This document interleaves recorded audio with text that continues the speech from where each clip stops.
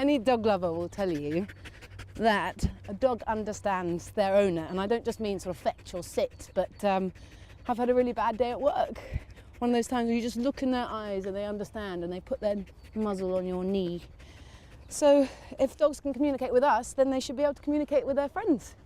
And Katie's got 45 friends on Facebook, not all of which are dogs. The old adage about cats and dogs isn't quite true. And they catch up and they connect with each other's owners.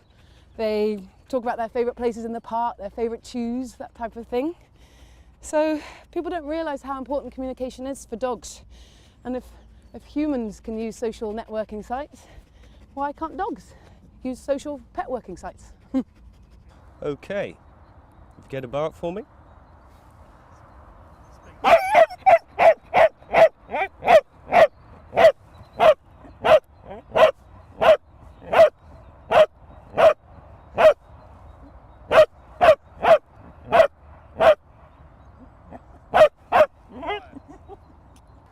With over 439,000 dogs on Facebook in the UK alone, there's already a wealth of animals on social networking sites.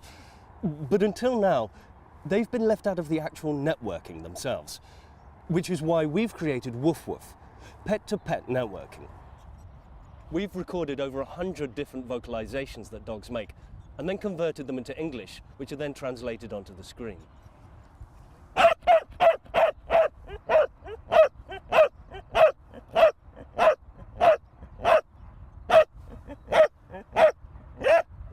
I know what you're thinking.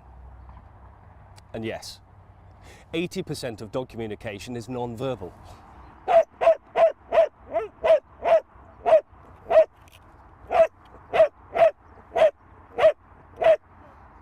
The software calibrates your dog's barks and compares them to our database of other dogs' vocalizations. Aww. Yes, I'm hungry. That's just what it is.